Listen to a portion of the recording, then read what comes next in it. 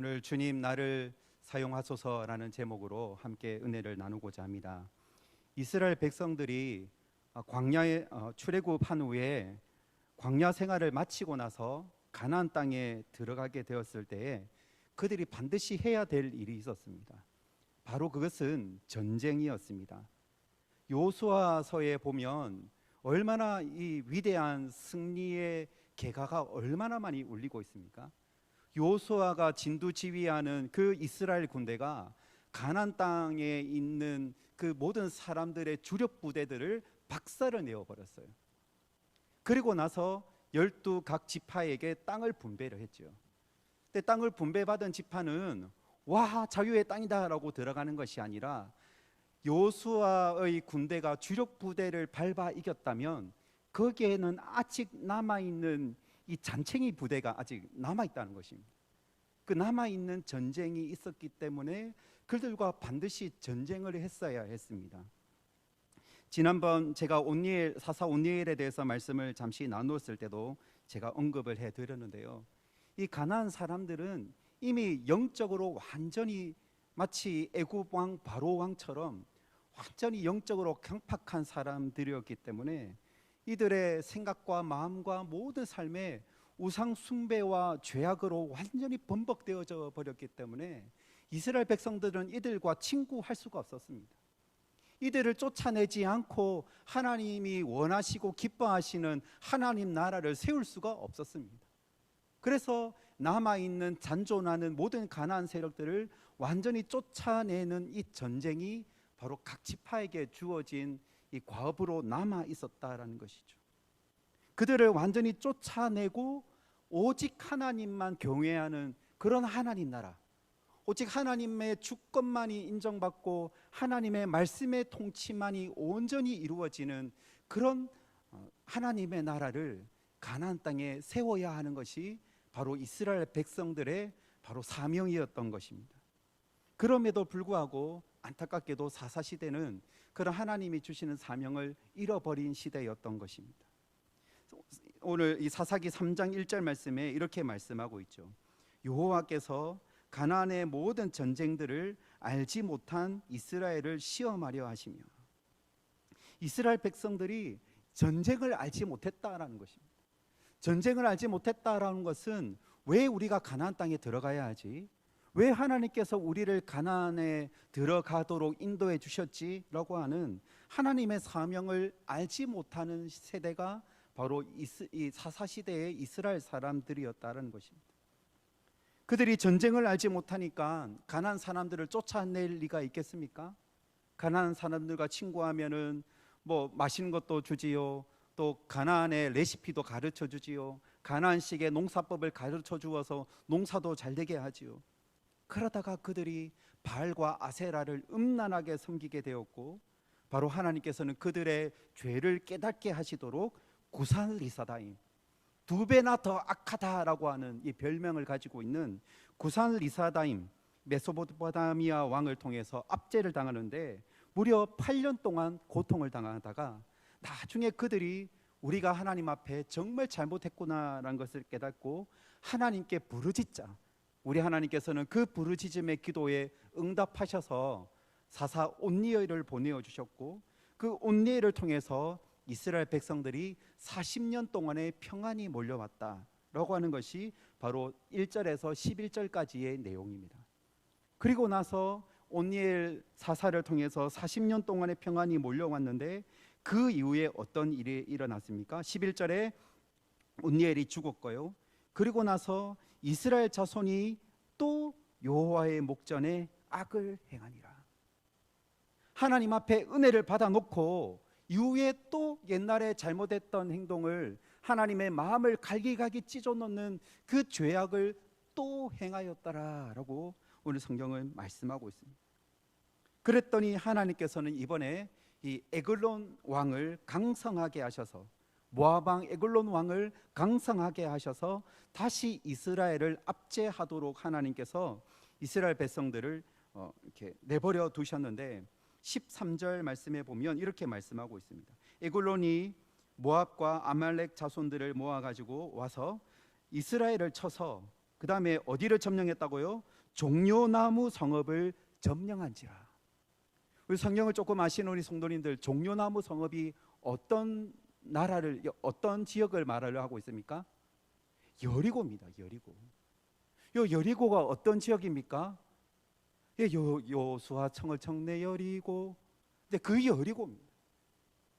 정말 말도 되지도 않는 엄청난 하나님의 능력과 기적으로, 오직 하나님만 바라보고 전적으로 믿고 하나님을 신뢰하고 순종하였더니 이들이 정말 놀라운 기적, 정말 어메이징한, 말도 되지 않은 그런 기적의 승리를 거두었던 장소가 바로 여리고였습니다. 그러니까 이 여리고의 이스라엘 백성들이 자기 자녀를 데리고 와서 역사 탐방하듯이, 여리고 여기가 어떤 지역인지 아느냐? 우리가 하나님을 경외하고 오직 하나님만 믿었더니 그렇게 놀라운 승리를 거두었던 장소가 바로 여리고야. 이게 역사 교훈을 아주 진하게 할 수 있는 그런 여리고, 그런 여리고가 지금 이스라엘 백성들이 또 여호와께 목전에서 악을 행함으로 말미암아 지금 이렇게 다시 이방의 짓밟힘을 받는 그런 처지가 되고 말았던 것입니다. 이렇게 이스라엘 백성들이 엉망으로 위기에 빠졌을 때, 근데 오늘 성경에는 자세히 나와 있지는 않지만, 누구인지는 모르겠지만 반드시 여기에는 믿음을 지키고 있었던 아주 신실하고 경건한 분들이 분명히 존재했을 것입니다. 사람들이 알아주지는 않지만, 그 누구도 알아주지는 않지만 아마 그 경건했던 사람들이 한 명씩 하나님, 우리 이스라엘이 왜 이렇게 되었습니까? 왜 또 여호와의 목전에서 악을 행하여서 저 모압 왕 에글론 왕에게 우리가 왜 이렇게 괴롭힘을 당해야 됩니까? 하나님 불쌍히 여겨 주십시오. 도와주십시오. 우리의 죄를 용서해 주십시오라고 하는 그런 부르짖음의 기도가 있는, 정말 기도가 살아있는 경건한 사람들이 분명히 있었을 것입니다. 근데 그 기도가 이제 어떻게 되었습니까? 기도의 특징은 바로 불이지 않습니까? 불이 뭡니까? 불은 번지는 특징이 있거든요. 바로 그 기도의 불이 번졌던 것 같아요. 그래서 오늘 15절 말씀에 보면 이스라엘 자손이 여호와께 부르짖으며, 이스라엘 백성들이 한참 지나고 나서 이제 여호와 하나님께 부르짖기를 시작했던 것 같습니다. 사랑하는 여러분, 우리가 옛날에 우리가 라떼의 추억을 한번 떠올려 보십시오. 특별히 신앙생활을 수십 년 동안 해오셨던 우리 성도님들, 옛날의 부흥회, 옛날의 기도회 말하면 아마 제가 모르는 그런 정말 놀라웠던 그런 은혜의 추억들을 많이 떠올리실 수가 있을 것입니다. 와, 그때는 기도가 정말 뜨거웠는데, 각 산이, 어떤 산이든 어떤 기도원이든 어떤 교회든 부흥회가 있으면 차를 타고 우리 교회가 아니라도 남의 교회 가서 은혜 받으러, 얼마나 그런 일들이 많이 있었습니까? 그때 그 시절 그 기도가 뜨거웠던 그 추억을 떠올릴 수가 있지만, 그러나 정말 중요한 순간은 바로 지금이거든요. 바로 지금이라는 것입니다. 그래서 그 기도를 나 한 사람으로부터 한번 출발을 해보자고요.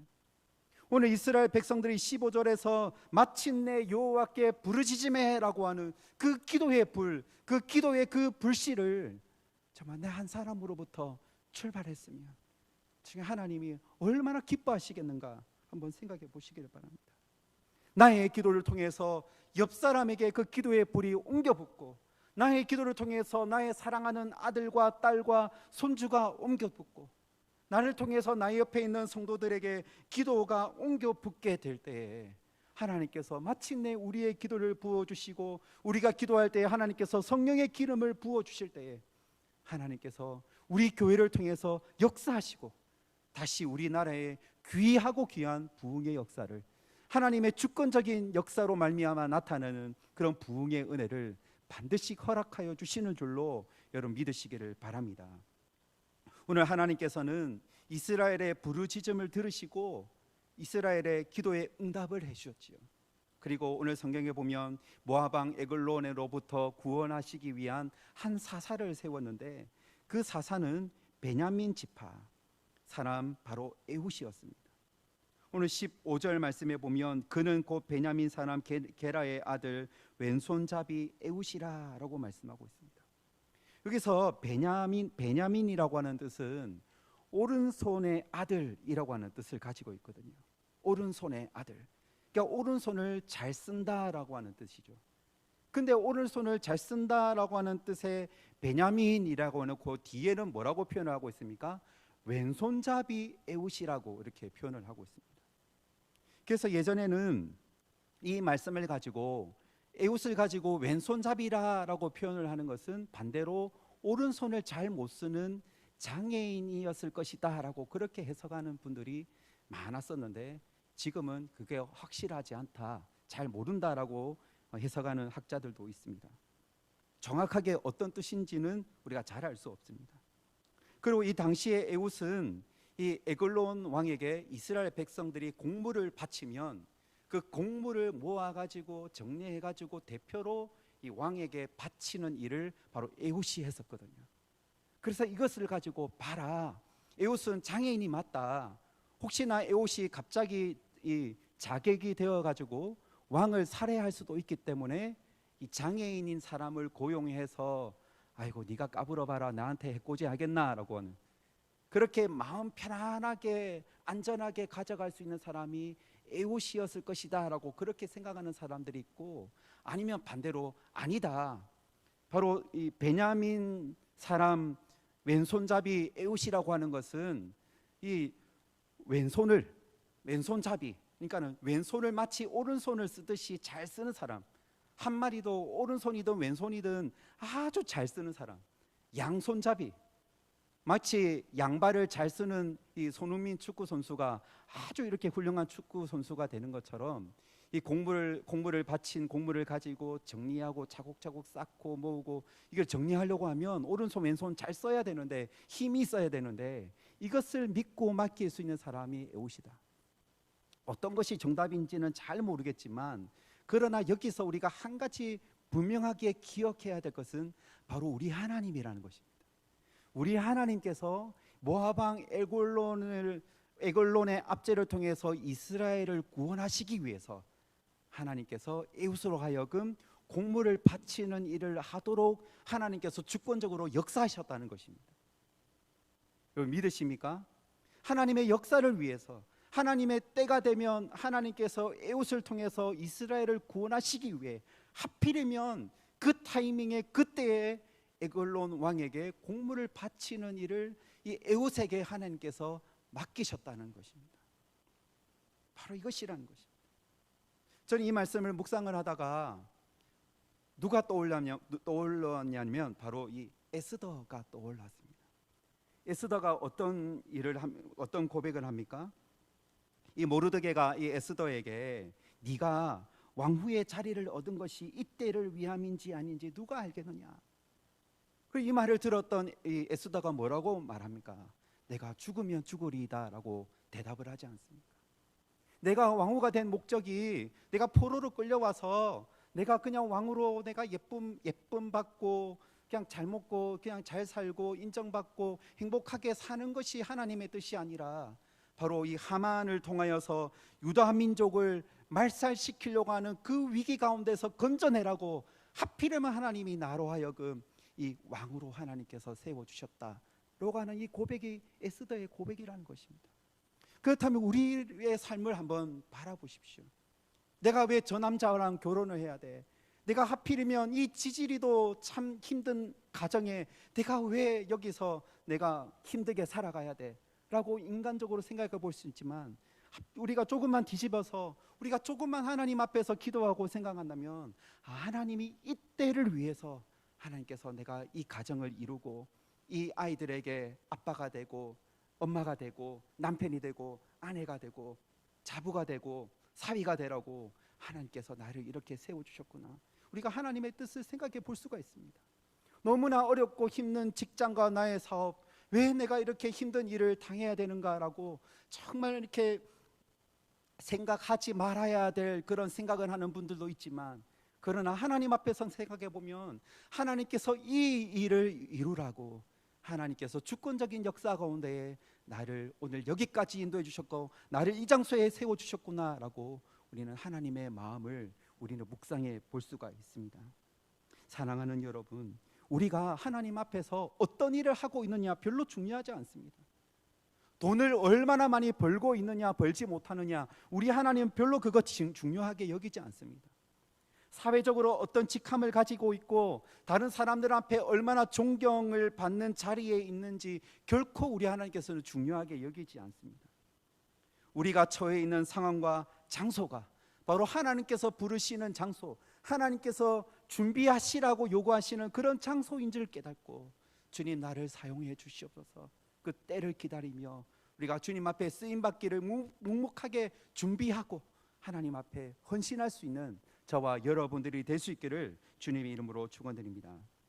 오늘 성경에 보면 한 구원자 베냐민 사람 에훗을 세우는데요, 오늘 성경에 보면 성령이 에훗에게 임하였다라고 하는 그런 표현이 없습니다. 하나 여호와의 영이 임하였다라고 하는 그런 표현이 없어요. 그러나 그럼에도 불구하고 하나님의 특별한 성령의 기름의 부으심이 에훗에게 분명히 있었던 것에는 틀림이 없습니다. 에훗은 하나님의 때를 기다리고 또 기다렸습니다. 얼마나 수치스럽습니까? 이 곡물을 때려 죽여도 시원찮을 판에 그 에글론 왕 이를 팍팍 갈면서 아직 내가 힘이 없지, 아직은 하나님의 때가 아니지, 곡물을 바치면서 싸바싸바하면서 왕이시여 기뻐해 주십시오, 이만큼의 곡물을 왕에게 이스라엘을 대표해서 드립니다. 얼마나 수치스럽습니까? 근데 그 수치스러움을 당하면서 하나님의 때를 또 기다리면서 좌우에 날선 칼을 날마다 갈면서 주님의 때가 언제입니까? 주님 나를 사용하여 주십시오, 그렇게 준비를 하다가 어느덧 때가 되었음을 직감하고 있을 때 에글론 왕에게 이렇게 이야기를 합니다. 19절에 보시면 왕이여 내가 은밀한 일을 왕에게 아뢰려 하나이다 하니 왕이 명령하여 조용하라 하매 모셔선 자들이 다 물러갔다라고 말씀하고 있습니다. 왕에게 은밀한 일을 알리려 하나이다. 어떤 은밀한 일일까요? 아마 이 에글론 왕이 돈이 되는 정보, 아니면 뭔가 전쟁을 유리하게 이끌어내어서 용토를 더 확장하는 정보, 자기 딴에는 좋은 식으로 이 지금 에훗이 말하는 은밀한 일에 대해서 좋은 쪽으로 해석을 했을 것입니다. 근데 왕이시여 왕만 아셔야 됩니다, 이런 식으로 얘기를 했겠죠. 그러니까 주변 사람들에게 다 휘 물러가라, 다 나가라 하고 이야기를 하고 이제 에글론 왕과 에훗이 1대1로 이제 독대하게 되었던 것입니다. 그때 그 장소가 어디였냐면 오늘 성경에 보니까 다락방이라고 되어 있죠. 다락방. 20절 말씀에 보면 에훗이 그에게로 들어가니 왕은 서늘한 다락방에 홀로 앉아 있는 중이라라고 말씀하고 있는데, 이 다락방은 뭐 이렇게 사신들을 뭐 접대하는 장소나 그런 장소가 아니라 왕 혼자 사색하고 휴식하고 쉬는 왕만의 아주 이렇게 독방이라고 할 수 있습니다. 그 독방에 에훗이 들어갔어요. 이것만 봐도 우리가 모압의 입장에서 보았을 때는 정말 위험하잖아요. 뭐 보디가드도 없고 아무도 없는데 1대1로 놔두다니 아주 위험한데도 에글론 왕은 욕심에 지금 사로잡혔잖아요. 왕이시여 은밀한 일을 내가 알려드릴게요 하니까 뭔지는 모르겠지만 자기 혼자 더 많이 먹으려고 차지하려고 모든 사람들을 다 물러내고 1대1로 만납니다. 만날 때 에훗이 20절에 이렇게 이야기를 합니다.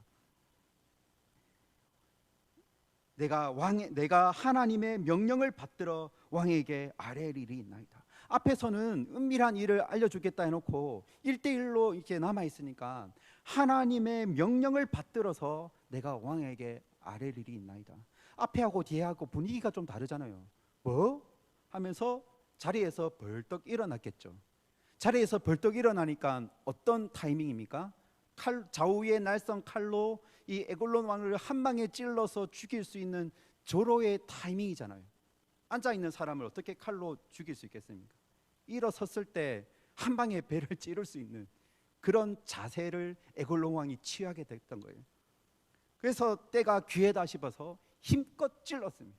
힘껏 찔렀더니 어떤 결과가 나타났습니까? 21절 22절 말씀해 보시면 에훗이 왼손을 뻗쳐 그의 오른쪽 허벅지 위에서 칼을 빼내어 왕의 몸을 찌르매 칼 자루도 나를 따라 들어가서 그 끝이 등 뒤까지 나갔고, 얼마나 세게 찔렀냐면 칼 자루도 따라 들어가서 그 등 뒤까지 나갔다라고 되어 있습니다. 그리고 그가 칼을 그의 몸에서 빼내지 아니하였으므로 기름이 칼날에 엉겼더라라고 말씀하고 있는데, 이 기름이 칼날에 엉겼더라라고 하는 이 번역을 가지고 다른 좀 언어에 충실한 번역은 그것이 뒤에서 흘러나왔다라고 번역할 수 있습니다. 왕을 세게 칼로 한 방에 팍 찔렀는데 그것이 뒤에서 나왔대요. 뭐가 나왔겠습니까? 바로 이것이 이 히브리어 단어에는 파라시돈나라고 하는 단어인데, 이 단어를 가지고 이 성경학자들은 배설물이라고 번역을 합니다. 배설물이 뭡니까? 똥이잖아요. 왜 똥이 갑자기 여기서 등장합니까? 에훗이 칼로 얼마나 세게 찔렀는지 그 칼 자루가 그 따라 들어가서 등 뒤까지 나왔는데 아마 이 장기를 이렇게 베어냈겠죠. 이게 장기에 보관되어져 있던 그 배설물이 와르르 쏟아졌던지, 아니면은 너무나 아프고 너무나 놀라고 너무나 힘이 들어서 그냥 똥으로 쫙 시원하게 싸버리고 말았던 거예요. 왜 여기서 이런 번역이 가능하냐면, 신하들이 보고를 이렇게 합니다. 24절에 보시면 에훗이 나간 후에 왕의 신하들이 들어와서 다락문들이 잠겼음을 보고 이르되 왕이 분명히 서늘한 방에서 그의 발을 가리우신다 라고 이렇게 이야기를 하고 있습니다. 여러분, 요 24절에 보면 발을 가리우신다라고 하고 이게 갈로 1이라고 되어 있죠. 성경 밑에 내려가 보십시오. 뭐라고 되어 있습니까? 용변을 보신다라고 이렇게 되어 있지 않습니까? 그러니까 이제 이 에훗이 칼로 에글론 왕을 찔렀을 때에 어쨌든 왕의 몸에서 이 똥이 막 쏟아지니까 냄새가 진동했을 거잖아요. 다락 잠겨 있는 이 다락문을 똑똑 두드리면서 왕이시여 어디 계십니까? 주무십니까? 뭐 하십니까? 물어볼 필요 없이 냄새가 진동을 하니까, 이 가리우신다라고 하는 이것은 아주 이 완곡한 표현이거든요. 어떻게 왕이신데 왕 뭐 합니까? 똥 누는데요. 그러면 불경죄거든요. 그래서 왕이신 분에게 아주 높여드린다는 표현으로 하는 말이 왕이 발을 가리우신다 이렇게 표현을 하고 있거든요. 왕이 에훗에게 변을 당하고 변을 보고 말았습니다. 여러분, 이렇게 이 비둔했던 이 에글론 왕이 비참하게 죽임을 당했고요. 그리고 나중에 다락문을 잠그고 에훗이 나가는데 신하들이 에훗 보고 니 어디 가느냐? 니 왕한테 이상한 짓 아니야? 라고 한 번도 의심을 하지 않습니다. 왜냐하면 냄새가 나니까 에훗이 저 왕 이러면서 수고하십시오 중성 이러면서 아마 유유히 아주 편안하게 걸어 나갔겠죠. 멀리 사라져가는 그 에훗을 보면서도 한 번도 신하들은 이 왕이 죽었다라는 것을 상상도 하지 못했습니다. 그래서 이스라엘 백성들에게 돌아간 에훗이 28절에 이렇게 이야기를 합니다. 그들에게 이르되 나를 따르라. 여호와께서 너희의 원수들이 모압을 너희 손에 넘겨주셨느니라 하매 무리가 에훗을 따라 내려가 모압 맞은편 요단강 나루를 장악하여 한 사람도 건너지 못하게 하였고, 그리고 29절 말씀에 보시면 그때에 모압 사람 약 10,000명을 죽였으니 모두 장사요 모두 용사라 한 사람도 도망하지 못하였더라라고 말씀하고 있습니다. 한 사람의 기도, 한 사람의 충성, 한 사람의 헌신을 통하여서 그렇게 오랫동안 에글론 왕에게 비굴하게 불면서 찍소리도 못했던 이 이스라엘 백성들이 한 사람의 헌신과 그 충성으로 인해서 일어나잖아요. 10,000명을 죽였는데 모두 장사요 모두 용사라고 얘기를 합니다. 에글론 이 모압 왕의 그 신하들의 채찍 소리에 칼날에 정말 무서워서 벌벌 떠던 그 이스라엘 백성들이 10,000명이나 되는 아주 용사 중에 용사, 장사 중에 장사인 사람들을 무찌르고 이길 수 있는 용맹과 그 하나님의 사명을 이들에게 심어 줌으로 말미암아 어마어마한 승리를 거두게 되었습니다. 사랑하는 여러분, 오늘 이 본문을 통해서 우리가 무엇을 한번 생각해 볼 수 있을까요? 온 이스라엘 백성들이 침체에 빠져 있을 때 성경에 나오지 않은 그 일부의 경건한 사람들, 특별히 에웃은 침체에 빠지지 않았습니다. 우리 이스라엘이 왜 그래? 옛날에는 안 그랬는데, 옛날에 여호수아 때는 안 그랬는데 지금은 왜 그래? 우리나라는 이 모양 이 꼴이 정말 말도 아니야. 이렇게 부정적으로 이야기를 하고 상황 탓하고 환경 탓하고, 그렇게 많은 사람들이 이스라엘에 대해서 암울하게 생각했고 침체에 빠졌던 그 시간에 에웃은 침체에 빠지지 않았다라는 것입니다. 사랑하는 여러분, 우리도 지금 우리 주변에 있는 여러 환경들이 우리를 침체에 빠지게 만드는 환경들이 우리에게 너무나 많지 않습니까? 2020년, 2021년 최고의 우리나라 유행어가 뭡니까? 코로나 때문에. 1년 지나면 보통 유행어가 인기가 없어지는데 이 유행어는 얼마나 인기가 많은지, 2년이 다 됐는데도 계속 이 인기 검색어 유행어 1위가 코로나 때문에. 실제로 코로나 때문에 우리가 많은 어려움과 힘든 일을 현재 당하고 있습니다. 그러나 그럼에도 불구하고 우리가 예수님을 나의 구주로 믿는 우리 성도들, 특별히 우리가 주님의 십자가의 군대가 되어서 하나님의 나라를 지금도 확장시켜 나가야 될 우리에게는 침체에 빠질 시간이 지금 없다는 것입니다. 지금 아프가니스탄이나 또 미얀마나 이런 아주 힘든 나라를 위시한 선교지를 한번 생각해 보십시오. 하나님, 내가 지금 침체에 빠져서 기도 못하겠습니다, 이렇게 할 수 있겠습니까? 지금 우리나라에 돌아가는 여러 사정들을 한번 돌아보시고, 지금 이렇게 어렵고 힘든 시대에 죄악이 관영한 이 시대를 살아가고 있는 우리 손주들과 우리의 자녀들을 한번 생각해 보십시오. 우리가 어떻게 손을 놓고 하나님, 나 컨디션이 안 좋습니다, 나 지금 침체 중이에요 라고 어떻게 이야기를 할 수 있겠습니까? 그럴 시간이 우리에게 없다는 것입니다. 그래서 우리는 에웃처럼 나 한 사람부터 깨어있고 나 한 사람부터 하나님께서 부르시는 그날까지 우리가 열심히 주님을 위해서 양날 날성 칼을 갈고 있어야 된다는 것입니다. 그렇게 나 한 사람으로부터 깨어있기를 주님의 이름으로 축원드립니다. 그리고 우리가 이 나라를 위해서, 사회를 위해서 기도한다는 것은 그만큼 우리의 행실에 책임이 따른다라는 것을 여러분 기억하시기를 바랍니다. 요즘 보시면은, 신문에 보시면은 정말 몇백만 원, 몇천만 원, 몇 억을 척척 이렇게 기부하시는 분들 얼마나 많이 있습니까?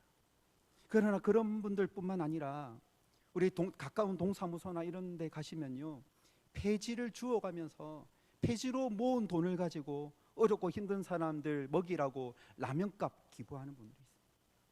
어렵고 힘든데도 불구하고 나보다도 우리 선교사님 굶으면 안 돼요라고 하면서 우리가 모르게 이렇게 주님께 헌금으로 바치는 우리 사랑하는 성도님들이 얼마나 많이 있는 줄 모릅니다. 요즘 자영업 하시는 분들 참 힘들다는 소식을 우리가 얼마나 많이 들었습니까? 하나님 아버지, 이 자영업 하시는 분들이 정말 잘 될 수 있도록 경제를 회복시켜 주십시오라고 우리가 기도도 해야 되지만, 실제로 우리가 이분들에게 요즘 이렇게 유행어 중에 하나가 돈줄 냅시다 이런 말 듣지 않았습니까?